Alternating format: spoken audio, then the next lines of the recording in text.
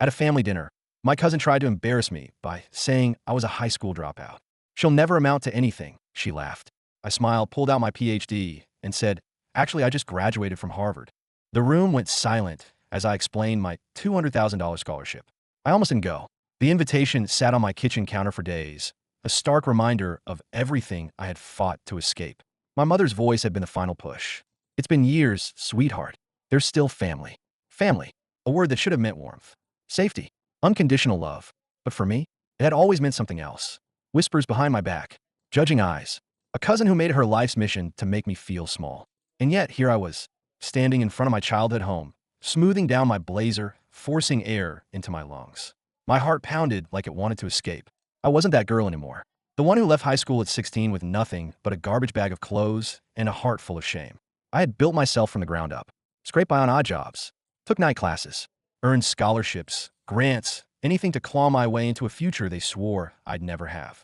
And now, I had a PhD, a Harvard PhD, a $200,000 scholarship that had paid for every single step of my education. I had won, but they didn't know that yet. I rang the doorbell. The scent of rosemary and roasted meat drifted through the air as I stepped inside. The house looked the same, stuffy, elegant in a way that screamed we have money but no soul. The laughter from the dining room was too loud, too forced. I was already regretting this. Look who finally decided to show up. There she was, Vanessa, my cousin, my tormentor, still impeccably dressed, still wielding that sharp smile like a knife. Her eyes flicked over me, scanning for weak spots. It was a skill she had perfected in childhood. Back then, I had given her plenty. Not anymore. I smiled. Vanessa. I took my seat at the long mahogany table. The conversations buzzed around me, but I caught the sideways glances, the murmurs when they thought I wasn't listening. She never even finished high school, right? What has she even been doing all these years? I let them talk. Let them assume. It was almost amusing. Then Vanessa cleared her throat. The room quieted. My stomach clenched. Here it comes. Vanessa's voice dripped with sugar. So, dear cousin, what have you been up to? I met her eyes. Hold them. Don't let her get to you.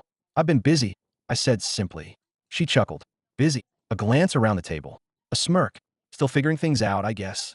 Laughter rippled through the room. I clenched my fist under the table. She wasn't just humlighting me. She was reminding me of every insult, every dig, every time she had made sure I knew I was nothing. I mean, she continued, we all know you never finished high school. That must make life difficult. A pause. Then the final blow. She laughed. She'll never amount to anything. The words hung in the air. Thick. Poisonous. I exhaled slowly, lifted my glass, took a sip, and smiled. I reached in my bag, pulled out the folder, slid it across the table. Vanessa's smirk faltered. What's this? She asked, her fingers hesitating on the leather cover. I leaned forward, just enough for only her to hear. Read it. She flipped it open. Her face changed, just slightly, but I caught it. The table had gone silent. What is it? Someone asked. I sat back, my voice casual. My PhD. A beat of stunned silence. I let the words settle before continuing. From Harvard. The oxygen in the room seemed to vanish.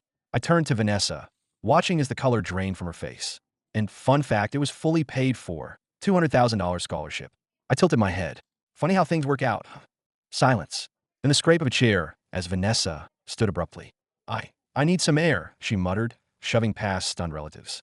I watched her go. My chest tightened with something I hadn't felt in years. Victory. But I should have known. Vanessa wasn't the type to lose. Not without a fight. And I had just painted a target on my back. Vanessa didn't come back to the table. Her abrupt exit left an awkward silence in its wake. Forks clinked against plates. Glasses were lifted, sipped from, set down with careful precision. No one knew what to say. I could feel their eyes on me. Some shocked, some impressed, some still doubtful, as if they couldn't quite reconcile the image they'd always had of me with the reality sitting in front of them. A dropout. A failure. A Harvard PhD. I took another sip of wine, letting the silence stretch just long enough to make them uncomfortable. Then Aunt Margaret cleared her throat. Always the one to smooth things over. Well, isn't that something? She said, forcing a chuckle. Harvard, my goodness. You must have worked so hard, dear. I smiled. I did. Uncle Robert let out a low whistle. And a full ride? That's no joke. Not all. I agreed. It took years of click. A door shutting. I glanced toward the hallway. Vanessa's shadow flitted past the dim light of the entryway. Heading outside. Running. Good. But something in me, it wasn't satisfying. It was uneasy. Because Vanessa didn't run. She schemed. She plotted. She played games behind closed doors. And if she was leaving the table now, it meant she was already planning her next move. Dinner continued, but my appetite was gone. Conversations swirled around me, detached and weightless. My mother squeezed my hand under the table. Pride shone in her eyes. "You did it, sweetheart." I forced a smile, but my mind was elsewhere. Vanessa was too proud to let this go. That much I knew. The last time I had embarrassed her, publicly, spectacularly, I had been 17. It had been at another family gathering years ago. I had overheard her mocking me to her friends, saying I'd end up in some dead-end job, scraping by, maybe pregnant, maybe in jail. She had laughed, careless and cruel, certain of my failure. I had confronted her in front of everyone, threw her words back at her, and for the first time, I had seen something crack beneath her perfect, polished mask. That night, my car tires had been slashed. No proof, of course. No cameras, no witnesses. Just a gut feeling. Vanessa played dirty. And now, I had just humiliated her in a way she could never undo. I pushed my chair back. "Excuse me," I murmured, slipping away from the table. The cool night air hit my skin as I stepped onto the front porch. The driveway was empty except for the parked cars, their sleek surfaces reflecting the dim glow of the porch light. Then I heard it. A voice. Low, urgent. Vanessa's. I followed the sound, stepping carefully around the side of the house, past the trimmed hedges, until I saw her. Phone pressed her ear. Back stiff, pacing. I stayed in the shadows, listening.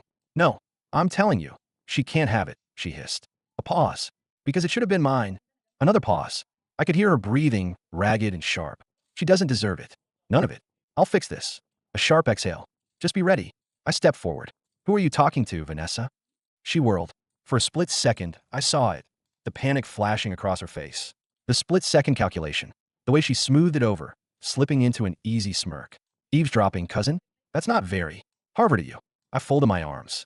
"Who are you talking to?" She'd scared, shaking her head. "You've always been so paranoid." I took a slow step forward.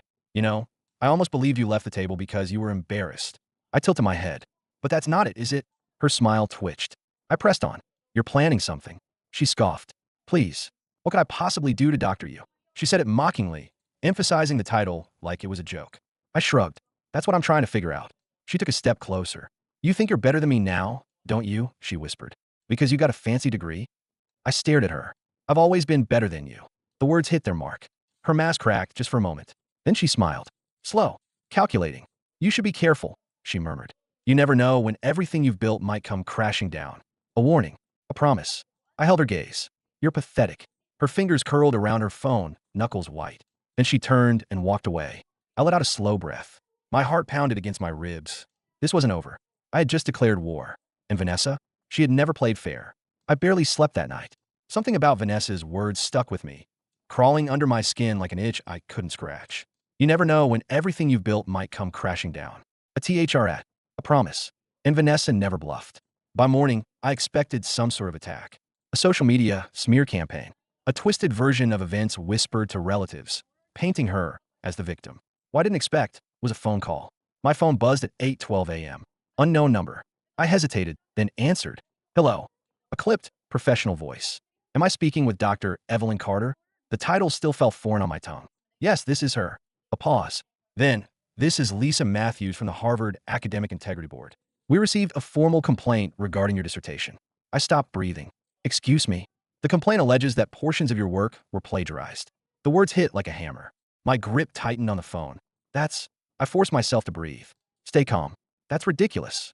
We take these matters very seriously, Dr. Carter," Lisa continued. "An internal review is being conducted. If evidence is found, your degree may be revoked." My stomach turned to ice. "Vanessa." It had to be. I steadied my voice. "Who filed the complaint?" "I'm afraid that information is confidential." "Of course. But I already knew. Vanessa wanted to destroy me. Not just embarrass me. Erase everything I had worked for. And the worst part? She had money. Influence. Contacts. She could plant doubt. Pay the right people to find something that wasn't there. She wasn't just trying to ruin my name. She was trying to take my future. I hung up without another word.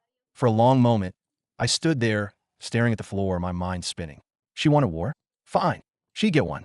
I grabbed my laptop, fingers moving fast. First, I sent an email to Harvard's Integrity Board, requesting the full details of the complaint. Then I started digging. Vanessa had skeletons. I knew it. I just had to find the right one. I scrolled through news archives, old financial records, even social media.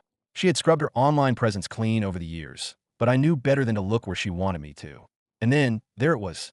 A lawsuit, buried in legal jargon, dismissed quietly years ago. Plaintiff, James Whitmore. Defendant, Vanessa Carter. I skimmed the details, my pulse pounding. James Whitmore, a former colleague, a business partner. The lawsuit accused Vanessa of embezzlement. She had stolen hundreds of thousands of dollars from their joint venture, and she had settled out of court. No conviction, no record, but the proof was there. She had paid for silence. I exhaled slowly. My cousin wasn't just a liar. She was a criminal. My phone buzzed again. This time a text. Vanessa, brunch today? Family wants to talk. I stared at the screen.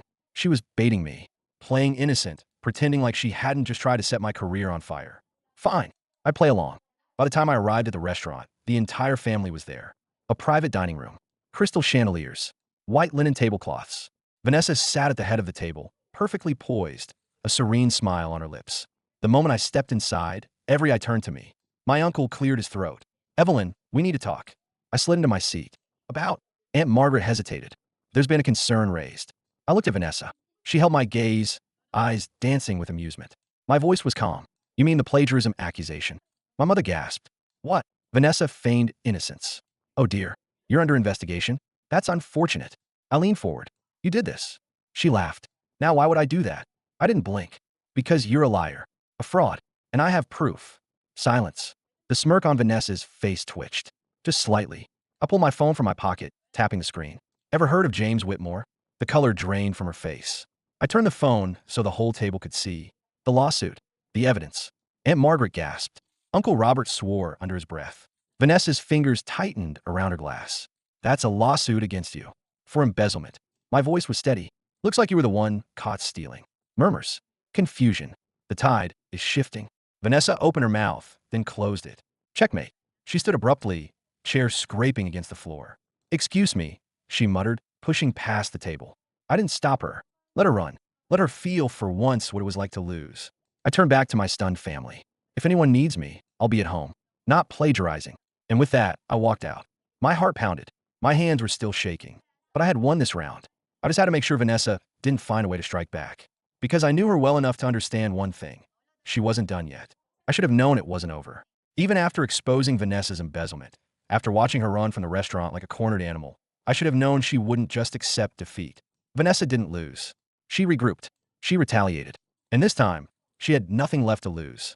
The next morning, my mother called. Her voice was tight, urgent. Evelyn, turn on the news. A sinking feeling settled in my gut. I grabbed the remote, flicked on the TV. A news anchor's voice filled the room. Shocking allegations have surfaced regarding Dr. Evelyn Carter, a Harvard graduate accused of academic dishonesty. The university has launched a full investigation following an anonymous tip. My breath caught. They had a photo of me on the screen, one from my graduation. Smiling. Proud.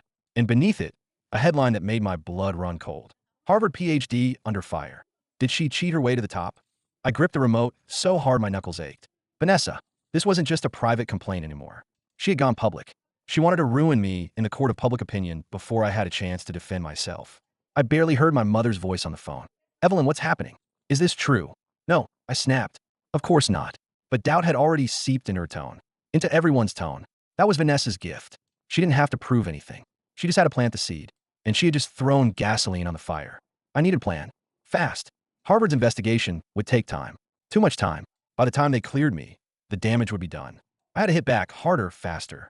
I scrolled through my phone, found the number I had saved. James Whitmore, the man Vanessa had stolen from. I had a call. A gruff voice answered. Who is this? My name is Dr. Evelyn Carter, I said, keeping my voice steady. Vanessa Carter is my cousin, and she's trying to destroy my life the same way she destroyed yours. A pause. Then I'm listening. 2 hours later, I had everything I needed. James wasn't just willing to talk. He was eager. Turns out, Vanessa hadn't just stolen from him. She had blackmailed him into settling. She had dirt on his family, his past, and she had used it to silence him. But he had kept one thing. Proof. A recorded conversation.